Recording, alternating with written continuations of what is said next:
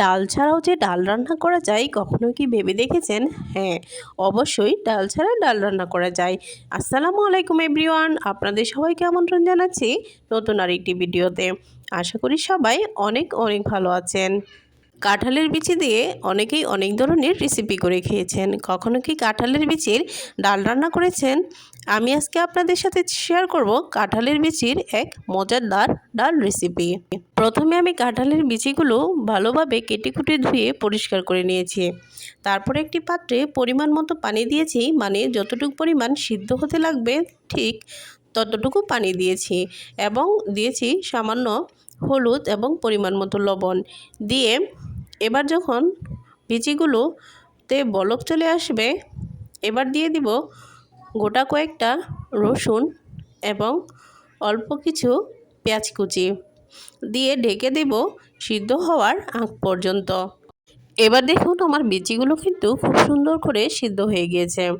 এবার হাতের এটা দিয়ে আমি খুব ভালোভাবে ম্যাশ করে নিব। আপনারা চাইলে যে ডাল ঘুটনা দেওয়ার গুটটি রয়েছে এটা দিয়েও ম্যাশ করতে পারেন। আবার আপনাদের সুবিধার্থে আপনারা ব্লেন্ড করতেও পারেন অথবা পাটায় বেটে নিতে পারেন। যার যে সুবিধা ওই টেকনিক অবলম্বন করতে পারেন। দেখুন যেহেতু আমার বিচিগুলো খুব ভালোভাবে সিদ্ধ হয়েছে তাই আমি এভাবেই ম্যাশ করে নিয়েছি।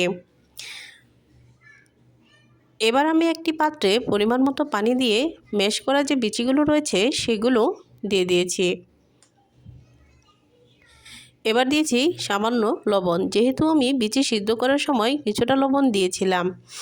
এবার আমি পানির সাথে খুব ভালোভাবে ম্যাশ করা বিচিগুলো মিশিয়ে নিচ্ছি। এবার আমি দিয়ে দিব স্বাদের জন্য অল্প একটু মরিচের গুঁড়ো এবং ধনিয়ার গুঁড়ো দিয়ে আমি ডালটা খুব ভালোভাবে নাড়াচাড়া করে ঘন ঘন করে নিব। এটা আমি এতটাও ঘন করব না, কারণ যেহেতু কাঁঠালের বিচি ঠান্ডা হয়ে আসলে ডালটা ঘন হয়ে আসবে। এবার আমি দিয়ে দিলাম কয়েকটা কাঁচামরিচ ফালি। ডালটা কিন্তু ঠান্ডা হওয়ার পর একদম ঘন ঘন হবে, তাই আমি মিডিয়াম একটি সিস্টেমে রাখবো। এবার আমি দিয়ে দিলাম ফোড়নের জন্য পাঁচফোড়ন এবং কয়েকটা শুকনো মরিচ। এখন আমি শুকনো মরিচগুলো লাল লাল করে ভেজে নিব। এবার আমি দিয়ে দিব রসুন কুচি। রসুন কুচি আমি একটু বেশি পরিমাণেই দিয়েছিলাম, কারণ খেতে স্বাদ হবে এজন্য। এবার রসুনটা আমি কিছুক্ষণ ভেজে নিব।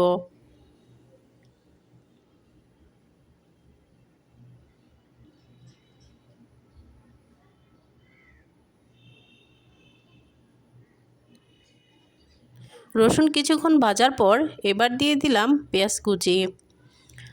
এবার আমি সবগুলো লাল লাল করে ভেজে নিয়ে এবার আমি ডালে ফোড়নটা দিয়ে দিব। দেখুন ডালটা দেখতেই কতটা মজা হয়েছে, খেতেও কিন্তু ততটাই মজা হয়েছিল। আমার ভিডিও যদি আপনাদের কাছে এতটুকু পরিমাণ ভালো লেগে থাকে অবশ্যই কমেন্ট করে জানাবেন, লাইক করবেন এবং সাবস্ক্রাইব করতে ভুলবেন না।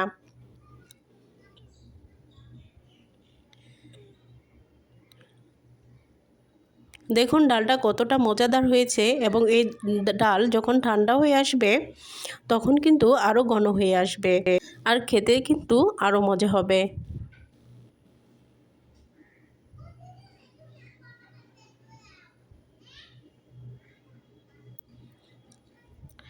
আমার কাছে এতই ভালো লেগেছে যে আমি লোভ সামলাতে পারিনি, গরম অবস্থায় খেয়ে নিয়েছি।